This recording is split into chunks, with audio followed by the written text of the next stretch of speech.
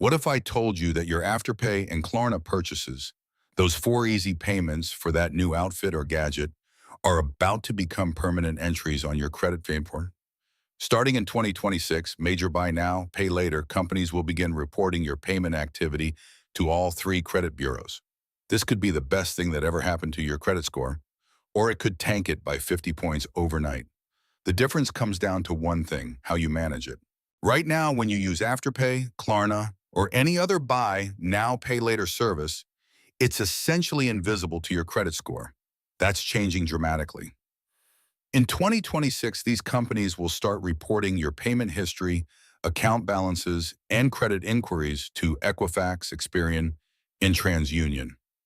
For millions of people who use BNPL regularly, this means your credit report is about to get a lot more detailed and potentially more dangerous. Here's why this matters. 35% of your FICO score is based on payment history. When BNPL companies report, every on-time payment becomes a positive mark. But every late payment, that stays on your report for 7 years.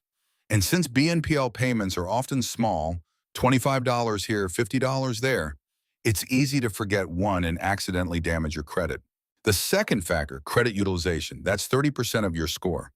Currently, BNPL balances don't count toward your utilization ratio. After 2026, they will. If you have multiple BNPL accounts with balances totaling, say, $1,000, and your total credit limit across all cards is $5,000, your utilization just jumped from 0 to 20% overnight.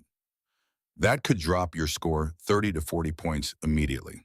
So here's your first strategy: time your payments strategically. Most BNPL services report to the bureaus once a month, typically around the statement closing date. If you pay off your balance before that date, it reports as zero balance. Zero balance means zero utilization impact.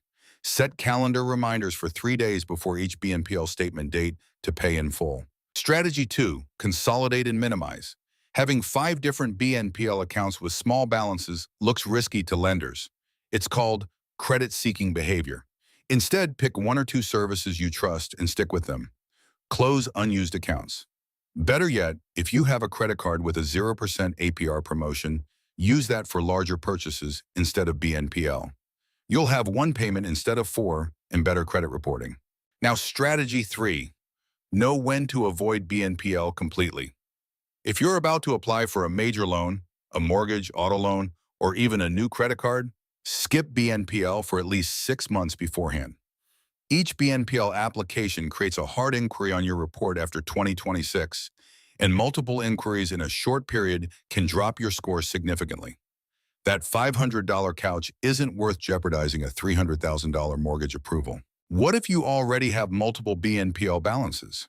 Don't panic. First, check your current credit report at annualcreditreport.com. It's free. See what's already there. Then, create a payoff plan starting with the highest interest accounts first.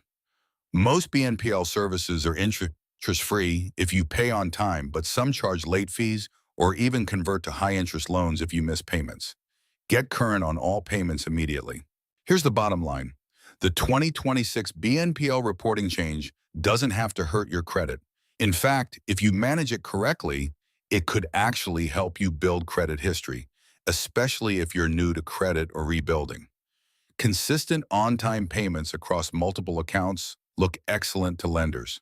Just remember, fewer accounts, paid before the statement date, and avoided completely before major loan applications. So here's my question for you. How many BNPL accounts do you currently have open? Drop a number in the comments below. Are you at 0, 1 to 3, or 4 plus? And if you found this helpful, hit that subscribe button and turn on notifications. We're breaking down the credit strategies banks don't want you to know every single week.